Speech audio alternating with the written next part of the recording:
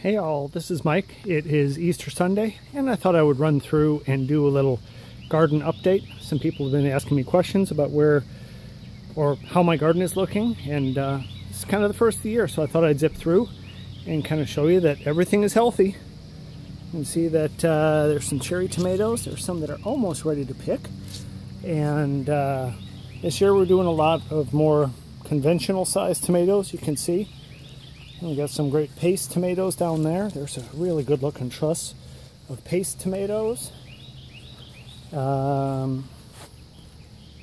know just about every stalk has all kinds of trusses on it, so looking good. There's a fun one.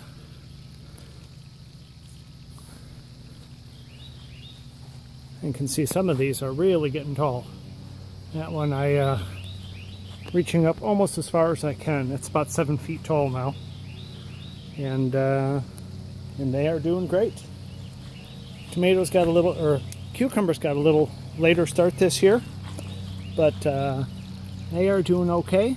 Let's do a quick count just for the fun of it. There's 1, 2, 3, 4, 5, 6, 7, 8, 9, 10, 11, 12, 13, 14, 15, 16, 17, 18, 19, 20, 21, 22, 23, 24, 25. So we're about halfway through here, just through 4 of 15 buckets. We already have 45 cucumbers going, or 25 cucumbers. So it's going to be a good season. I've already picked a couple of these, which are more of a, I guess, maybe a pickling cucumber. This one looks like that is pickle size right there. Just about perfect. Oh, I should note, this is kind of a new addition. This year we have, I found that last year I just had water spraying directly out of the end of the hose into the bucket, and it just didn't spread it out enough throughout the bucket.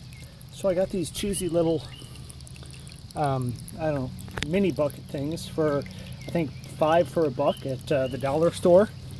And what this does, there's a bunch of holes in the bottom there, you can see. It'll fill up and then it'll drip throughout all of those. And if it does overflow, it overflows out the different sides. So it's a nice way to kind of distribute the water over a broader area of the bucket. Here's here's a cucumber plant that's really doing well. You can see that they're just all stacked up. And some of these down here. Zip around to this side and see that we're starting to get flowers on our jalapenos. I have 2 hot jalapenos down here. Well, we just have a large variety. You can see that all of the pepper plants are doing good. I just strung them up yesterday, so they should be growing tall soon. And these are eggplants that I'm trying for the first time this year. I guess we'll see how they go. Over here we have our blackberries, and you can see there is just all kinds of fruit. We've had a bunch already, but as you look around, everywhere you look is blackberries here. We modified the netting, just finished it today, so that it's kind of a whole netted off area now instead of netting each row. And I think that's going to make it a little bit easier to get at the fruit. Oh, this is beautiful. As we zoom in here, you can really see some of the blackberries that are ready to go. You can see kind of way back there, there's some. Let's see if I can pull one of these to give you an idea of scale, because some of them are just huge. Sorry about shaky camera. I probably should have had this netting up, but there you go.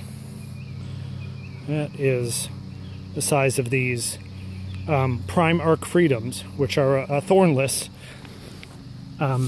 blackberry, a hybrid out of Arkansas. So we're going to go over here quick.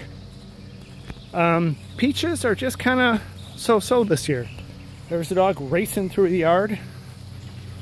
Going over here, and the onions are doing great. They're just starting to bulb up now. So I went through and cleared the dirt out from the edge of all of them. And you can see we have about 30 feet. We have 4 rows, 120 feet of onions. And they should be ready. Ooh, there's a really good sized one, just to kind of give you a scale. There's that blackberry right next to it. Pretty good size. So they're going to have another, I don't know, probably 2 months to go yet. And then over here we have our snow peas, and I cannot pick and eat these fast enough. Yesterday I pulled 2 1-gallon freezer bags off of it, and that wasn't even a third of what I have on here. And that's just one 30-foot row. Haven't really done anything with this bed yet, because that's where cantaloupe are going to go in just a little while. I have them seeding inside right now. This one over here is a volunteer cantaloupe from last year that the seeds just started a new plant. So I have another one under there as well. And these are squash. I have 2, 4, 6, 8, 10, 12, 14, 16, 18 squash plants. And they should start dropping fruit probably in another month or so. Oh, let's run over to blueberries real quick. I feel like I don't have a good flow going in my video today.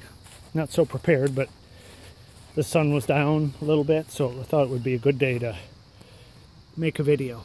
So as we zoom through here, this is just one bush, really our best bush. You can see there are just blueberries everywhere. And these will end up being, well, pretty big, much bigger than they are right now, just to kind of give you a perspective.